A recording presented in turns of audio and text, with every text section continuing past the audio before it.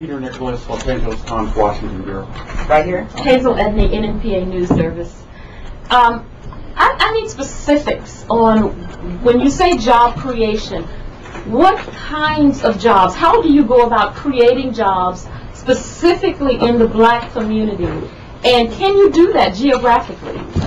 Well, I read earlier, and anyone can comment, Congressman Bobby Rush, who is co-chair in Jobs Task Force for our leadership, but we specifically have targeted language, which is developed by OMB, and it's in the letter, to ensure that what we're doing allows for targeting of resources of no less than 10% to what is areas of economic hardship, where the poverty rates are 20% or more below the federal poverty line. And that's how you make sure that the funding and the provisions of any jobs bill address those most impacted and communities of the highest unemployment. Would you like to share? Congressman Rush and Congresswoman Kilpatrick. I think that one of the primary focuses of any comprehensive jobs program has to have an enormous amount of concentration on young people. Young people are at a sub-depression level. 25%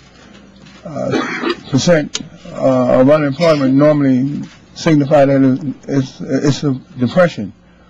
Well, on average, 27% of our young people are unemployed. In the African American community, that number jumps up to about 47% of young African American youth are unemployed. And so, what do we see as a result of that? We see idle young African American youth arise their frustration levels that gets portrayed, and antisocial behavior drops out.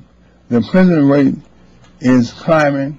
The incarceration rates are climbing. So it creates so many problems for us, and I think that one of the focuses that we need to have is a focus on employing youth. We can employ youth right now.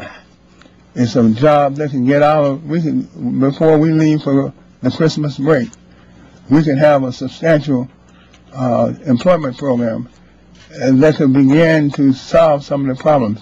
That's not the sole solution, but it'll be a great beginning.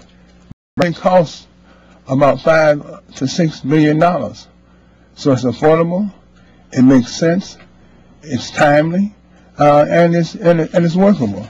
So we should look at those particular specifics. Congresswoman Carolyn Cheeks Kilpatrick. Thank you, Madam Chair. The Congressional Black Caucus is 42 members from 26 states. We represent over 40 million Americans. No member represents over 62% African American. One of our members represents 5% African American. You heard from Emmanuel. So when we speak, Congressman Emmanuel already spoke, we speak for all of our districts and all of our Americans. Our chairwoman specifically mentioned African Americans and Latino Americans because our numbers are highest. We want a program, to answer your question specifically, like the Comprehensive Employment Training Act of the 80s. It's already on the books. We need to 21st century it, and then provide direct dollars from the federal government to local units of government, cities, counties, that they might employ those people paid by the federal government for a period of 2 or 3 years. We've done it. You don't need legislation for it. You put the money in appropriations. The president called for 30,000 troops last week. It's going to cost $30 billion. We think that there will be $50 billion in the jobs program that you'll see next week.